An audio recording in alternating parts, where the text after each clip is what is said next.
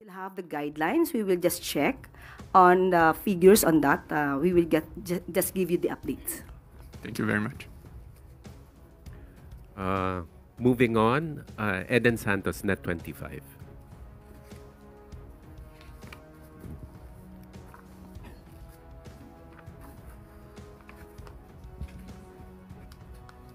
Yusek, good morning po. Kailan po kaya mailalabas ng Marcos administration yung 20 pesos na halaga ng 20 pesos na halaga ng bigas kada kilo po? Tapos na po ba yung guidelines ukol dito? Kasi po after nung announcement, maraming lumabas sa social media. Ano po yung sinasabi na yung bigas ay luma, may amoy. Meron naman pong iba sa ibang lugar mismo, hindi naman sa Visayas kung saan dapat una yung implementation nito. Sabi niyo po na manggagaling din sa mga lokal na magsasaka, yun pong ibebentang 20 pesos na bigas. May we know po sino-sino yung mga magsasaka or kooperatiba na magiging source po o pagkukunan nitong bigas na ito? Unahin po natin ang mga katanungan ni Ms. Eden. Una po, pinapasinungalingan na po namin yung sinasabi sa mga balita na ito'y may amoy. Una, hindi pa po nag-roll out, kaya po ito ay masasabi natin isang disinformation. Pangalawa po, sinabi po ni Secretary Laurel na ang una pong ilo-launch po ito sa Cebu, May 1.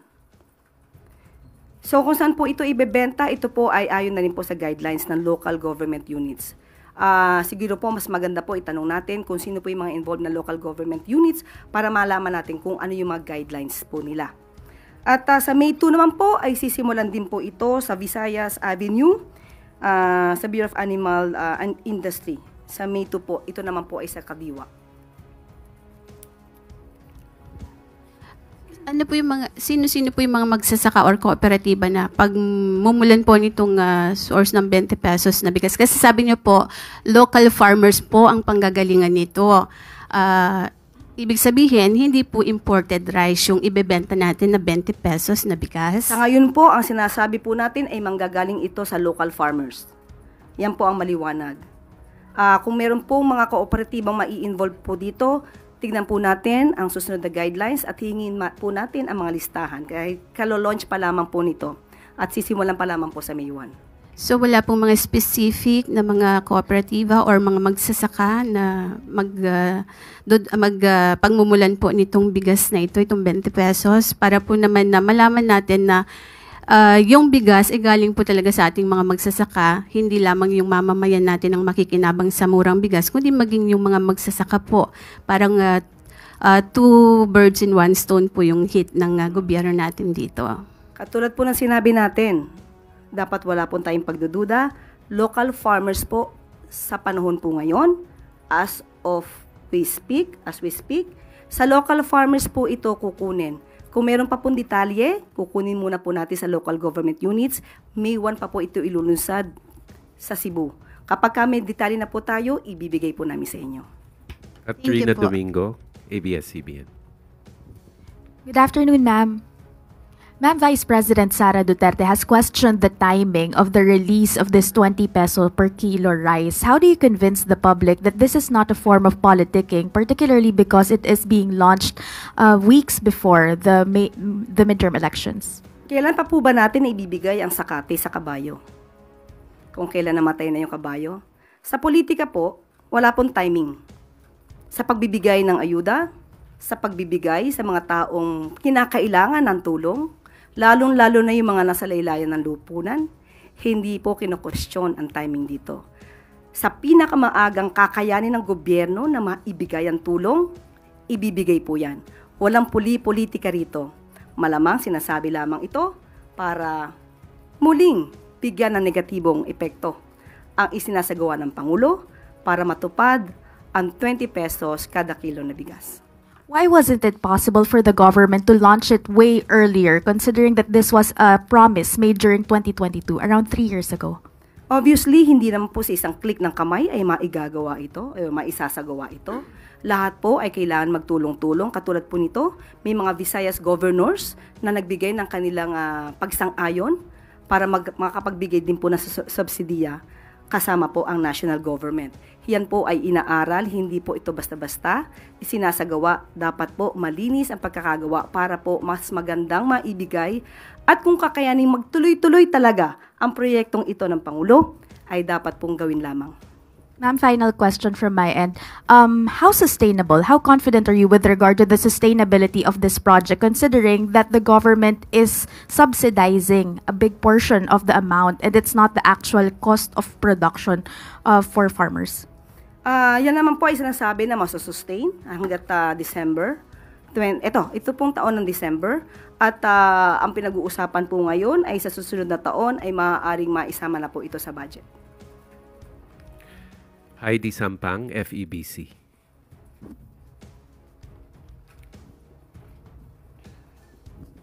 Good morning, Yusek. Ayon po sa Stratbase SWS survey, sa ikaapat na sunod na buwan po ay muling tumaas ang bilang po ng mga pamilyang Pilipino na nagsabi pong sila ay mahirap. Nagtala po ito sa 55% noong April, katumbas po iyan ng 15.5 million kumpara po sa 14.4 million noong March. Ano po ang take dito ng palasyo at kung masasabi pa rin po ba natin na natutugunan po ng mga anti-poverty programs ng administrasyon ang sitwasyon po ng ating mga kababayan? Lahat po naman ng lehitimong survey ay kinikilala at kinukonsidera ng pamahalaang Marcos. At aking lamang pong i-quote ang sinabi po ni Secretary Balisacan. We understand that poverty incidence can be dynamic. In particular, self-rated poverty surveys are sensitive to inflation, particularly the price level of commodities commonly consumed, say food, transportation, etc., prevailing at the time of the survey versus what it was in the recent past. Dahil po dito, dahil mahalaga po ang kapakanan ng taong bayan kay Pangulong Marcos, papalawigin pa po ang mga programa para matugunan po ang mga isyu patungkol po sa kahirapan at kagutuman. Yan po ang talagang ninanais at pinapalawig pa po ang programa para ito po ay matugunan. Kabilang na po nga rito ang 20 pesos kada kilo na bigas. Nandiyan pa rin po ang programang Walang Gutom program ng DSWD. Idagdag pa po natin ang patuloy patungkol dito sa Pantawid Pamilyang Pilipino program at isama na rin po natin ang school-based feeding program. Ilan lamang po ito sa mga programa ng Pangulong Marcos para po maibsan ang anumang kahirapan na nadadanas ng taong bayan. Although sinasabi po natin na ang poverty incidence, according to Secretary Balisacan, ay dynamic po. Tristan Nodalo, Newswatch Plus. Hi, Yusek. Good morning po. Hi, ma'am. Ma'am, update lang po dito sa naganap po na incident, trahedya sa Canada, sa Filipino Festival. Ano po ang marching order ng Pangulo pagdating po sa pagtulong sa mga biktima? And may data po ba ilan yung naging biktimang Pilipino? Sa ngayon po, ang lumalabas po as of April 27, 2025, Vancouver Police Department stated in the press briefing na 11 po ang nasawi at may mga ilan po na nasugatan. Ang pinakabata po daw na nabiktima ay 5 taon at ang pinaka may edad ay 65 years old. At ang suspect po na si Mr. Kay Jim Adam Lo, 30 years old, ay na-identify na po at ngayon ay humaharap sa murder charges in connection with this the deaths at the Lapu-Lapu Festival. At ang Philippine Consulate General po in Vancouver ay nagpadala na po, nag-issue na po ng maagarang advisory. Pinapaalam po ang mga hotlines, kung makikita po sa ating monitor. Nagbigay po ng hotlines para po sa mga biktima po, yung pamilya po ng mga biktima ay maaari po agad maka-connect or maka-contact po sa ating Philippine Consulate General. At ang consulate po natin ay nakapag-establish na rin po ng kanilang komunikasyon sa ilang mga biktima na nasugatan. At nakikipag-coordinate pa rin po ang Philippine Consulate General with the Vancouver Police Department regarding sa mga information pa po ng iba pong biktima at sa mga updates po ng pag-iimbestiga. Pero ano po ang talagang bilin ng Pangulo is because sa statement niya kagabi, he's very affected with what happened. Opo, dahil po ito'y kapwa Pilipino, minadali po agad na matulungan, ibigay po ang lahat na maaaring maitulong, lahat ng koneksyon para sa mga Pilipino po natin na nadamay po dito sa trahedya po sa Vancouver. Okay. Yusek, papasok lang po nitong statement ni Senator Amy Marcos that tomorrow ay magre-release siya ng final result ng kanyang investigation, saying that there's a group effort from the administration to arrest former President Rodrigo Duterte. Sinabi po ng senador na may planadong hakbang para pabagsakin ang mga Duterte at hindi raw po alinsunod yung pagka-aresto sa dating Pangulo sa batas ng Pilipinas. Just a quick reaction on this statement po ni Senator Amy. Hindi na po siguro kataka-taka kung ganyan po ang kanyang magiging panuran, kanyang opinion. Bago pa naman po siguro nag-hearing ay makikita na po natin kung saan ba ang gawi ni Senator Amy Marcos. Chloe Hufana, Business Mirror. Pero karagdagan, of course, ang palasyo dinideny kung ano man ang kanyang opinion. Chloe Hufana. Good morning, Yusek. Yusek, tomorrow the Trade Secretary and the Special Assistant to the President for Investment and Economic Affairs will be in Washington for their dialogues with the USTR. Ma'am, what will be our bargaining chip to ensure to close a favorable trade deal? I was able to talk to Secretary Go today, just this morning. Tambilin po niya ay hintayin na lang po natin kung ano po yung magiging outcome ng pakikipag-usap at pakikipagnegosasyon. At kapag ka po meron na po tayong report, bibigay po namin sa inyo yung update. Thank you, ma'am. Follow-up question na lang, ma'am. Are we optimistic to close a favorable trade deal? And ano po yung goal natin na reciprocal tariff since gusto po ni Trade Secretary ibaba yung 17%? Of course, mas gusto natin maging optimistic. Hindi tayo dapat maging pessimistic katulad ng iba. Tingnan na lang po muli natin at kung ano po yung magiging maganda para sa Pilipinas at sa, of course, sa relasyon natin with the US, yun po yung aasamin natin. Ann Soberano, Bombo Radio. Yusek, good morning. Nitong weekend, ma'am, nakita po kasi sa funeral ni Pope Francis na nagkaroon ng maiksing pag-uusap si Pangulong Marcos and US President Donald Trump.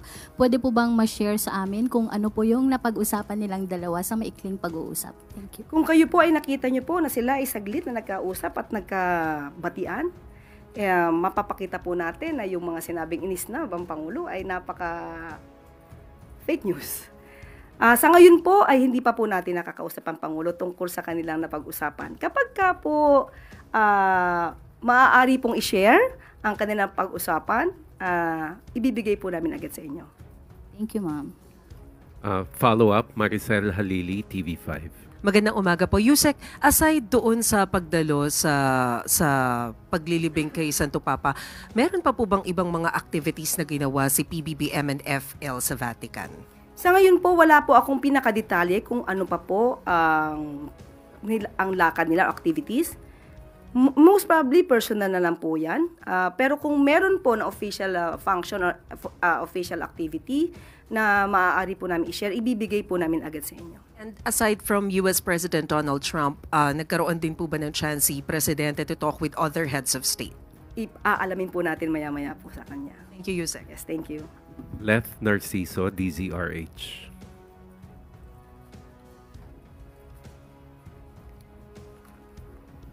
Good morning, Yusek. Ma'am, may plano po ba ang Malacanang na ipatawag si Ambassador Wang Xilian at pagpaliwanagin tungkol dun sa umano'y panghimasok ng China para impluwensyahan ang halalan sa bansa?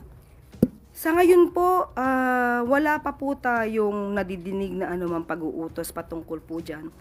Pero minararapat po talaga na magkaroon po ng malalimang pag-iimbestiga patungkol po dito. Lalo-lalo na po kung ito naman ay may kinalaman na rin sa seguridad ng bansa at kung ano po ang magiging kahihinatnan ng ating bansa kung may mga ganitong klaseng fake news peddlers na umaaligid sa ating bansa. So wala pa pong direktiba ang presidente sa Department of Foreign Affairs to summon the Chinese ambassador and convey the concern over this report? Sa ngayon po, wala pa po nakakarating sa atin. Tina Maralit, Manila Times. Good afternoon, Yusek. Yusek, over the weekend, China's state media reported that the China Coast Guard has seized control of Sandy Cay, one of the disputed reefs near a major Philippine military outpost in the South China Sea. Has this reached the President? If so, ano po ang naging direktiba niya? Opo, nakausap po natin si DG Jonathan Malaya at inalam po natin ang katotohanan dyan. Ayon po sa kanya, ito lamang, kahapon lamang po, ang Interagency Maritime Operation po, nagsagawa po ng pagbisita. Ang routine and lawful exercise dito po sa maritime domain natin.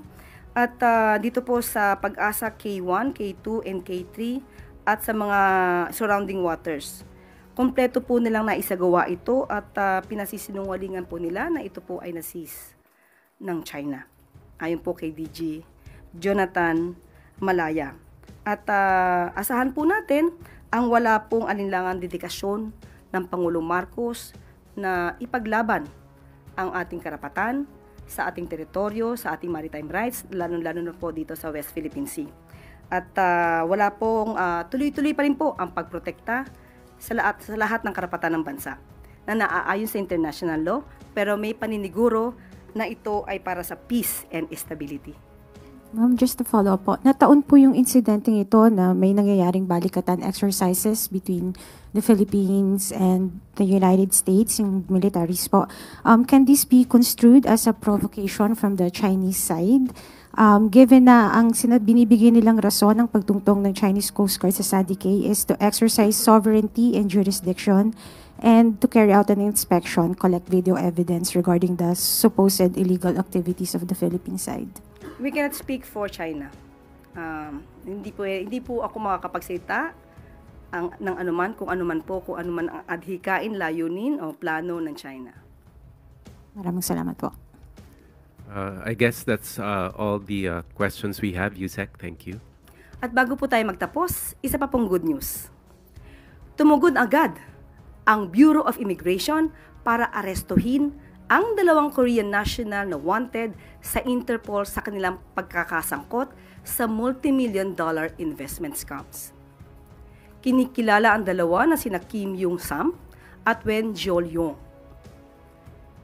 Dahil na rin sa direktiba ng ating Pangulo, mabilis na umaksyon, nahuli sa isang operasyon ng mga otoridad sa Parañaque itong mga taong ito noong April 2022. Kasalukuyan nananatili sa BI Custodial Facility sa Camp Bagong Diwa habang inihahanda ang deportation proceedings. At dito po nagtatapos ang ating briefing. Maraming salamat Malacanang Press Corps at magandang tanghali para sa Bagong Pilipinas.